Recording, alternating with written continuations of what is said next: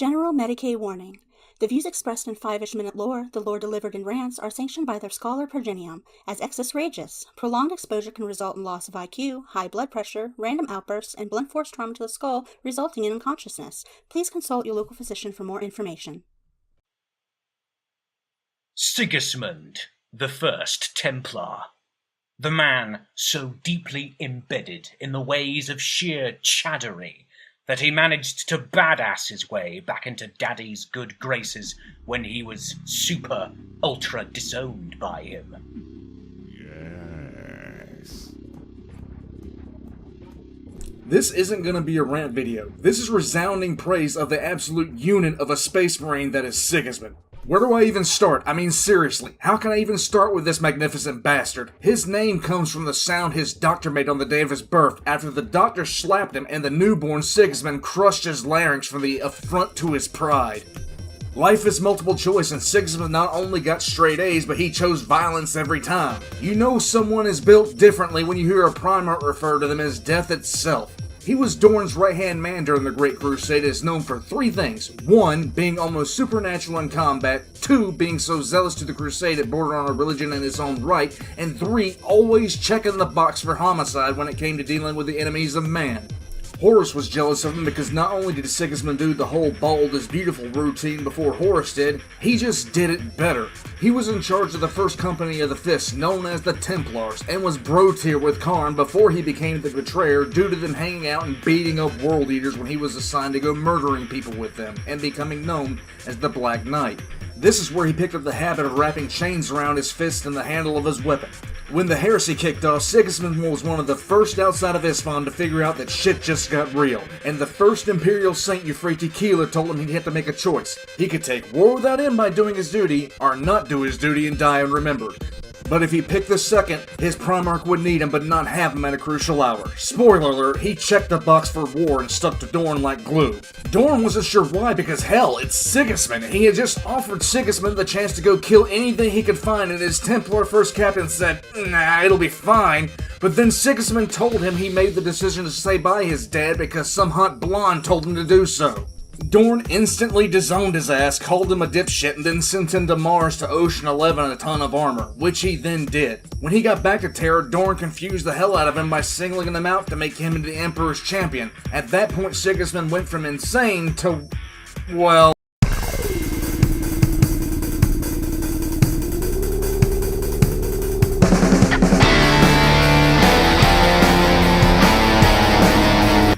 After being named the Emperor's Champion, Sigismund had a choice of exactly how to be the Emperor's Champion, and he chose homicide. After dressing in all black and being turned into 30K's version of the goddamn Batman with a black sword, a two-handed blade of unknown origin, Sigismund turned the entirety of the rest of the Siege of Terra into a series of fights where the goal was to viciously murder whoever won their Legion's popularity contest. Finding those targets generally wasn't that hard since he just made it a personal habit to show up and start butchering whoever stood between him and whoever was monologuing at the time. At any point in time, Sigismund saw someone who could get voted prom king or talking shit, he put them on the top of the list to get vibe checked or removed from active service. Even Fulgrim caught the hands. When the Saturnine Wall was being sieged, Fulgrim cornered an Imperial Fist captain who was having the worst first day on the job ever. He was monologuing and talking shit until Sigismund saw what was going on, did some mental math, checked D for disrespect, and promptly embarrassed Fulgrim by giving him a slick haircut and a few scars the Primarch still doesn't want to talk about. What's worse for Fulgrim is this happened right in front of Dorn. Fulgrim got out of his own shock at being vibe checked that hard by something a third his size and got ready to try and kill Sigismund. That's when Dorn stepped in. Apparently the kill them while they monologue thing is a gene trait of the Fist, like poetry is to the Raven Guard and hugs are to the Salamanders. Fulgrim started monologuing and only stopped when Dorn decided to punch him in the face. Dorn curb stomped Fulgrim until Fulgrim decided he was simply tired of getting his ass whipped and promptly pulled the ripcord on being on Terra and bitched out, running away. Dorn and Sigismund celebrated by butchering 56 of the best fighters the Emperor's children have left, with Sigismund yeeting Fulgrim's favorite boy off a cliff for his time. The kill the monologuing strat only failed one time, and that was against Karn, but Karn doesn't really monologue, he just grunts and screams. And he was the only one to actually win against Sigismund during the Siege of Terra, but by that point Karn was basically Korn in Space Marine form, and Sigismund had not yet gone Super Saiyan God Space Marine yet. When the Horus Heresy ended, there was only one Space Marine Siggy wanted to see, Abaddon the Despoiler. But he wouldn't see Abaddon again until he was nearly 1,000 years old. After Horus got deleted and the Emperor became a paraplegic, and the Iron Cage, Sigismund became the first High Marshal to the Black Templars. Instantly, he decided the best way to be the High Marshal of the Black Templars was extreme violence and brutal murder of anyone or anything that wasn't human or didn't love the Emperor. Finally, after 500 years of checking underneath his bed for Sigismund, Abaddon nutted up and left the Eye of Terror, and the only force ready to clap traitor cheeks was Sigismund's Black Templars. At this point, Sigismund was nearly 1,000 years old and has spent his elder years curb stomping anyone and everything with an opinion.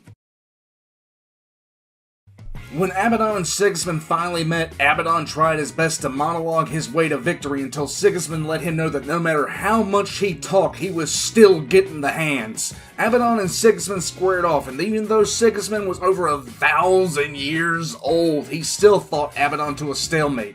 If the fight went on much longer, Sigismund knew he would be beaten, but Papa Dorn didn't raise no bitch. Sigismund took the two-handed black sword and put it through Abaddon's chest, taking the hit from Abaddon that almost cut him in half. Let me say that again. Sigismund did everything he could to kill Abaddon, knowing he would die in return. That's how dedicated Sigismund was to killing traitors. This guy was just built different. Abaddon survived only due to intense warp shenanigans, and he tried to be respectful, telling Sigismund it's time to sleep. Abaddon was ready for something poetic or some final praise to the Emperor. But no, like I said, Papa Dorn didn't raise no bitch. Sigismund spit his final words through a mouthful of blood, and what he said gave Abaddon such serious emotional damage it took him over 9,000 years to get over the emotional trauma and do something worthwhile again. You'll die as your weakling father died. Soulless, honorless, weeping, ashamed. They ask you how you are, you just have to say that you're fine when you're not really fine, but you just can't get into it because they would never understand. Sigismund's body was sent back to Terra with full honors, probably because Abaddon was worried that if Sigismund's body was disrespected that the Black Templar would come back to haunt him. The entire incident messed Abaddon up so much that to even remember it gives him the 1,000-yard stare and the sweats. He even made sure that Sigismund's personal blade got handed to a surviving Black Templar for safekeeping, just in case keeping the blade disrespected the memory of Sigismund. That's all you need to know about Sigismund, the first Black Templar. All hail the High Marshal, the Imperial Fist, the Black Knight. Hail the first Templar.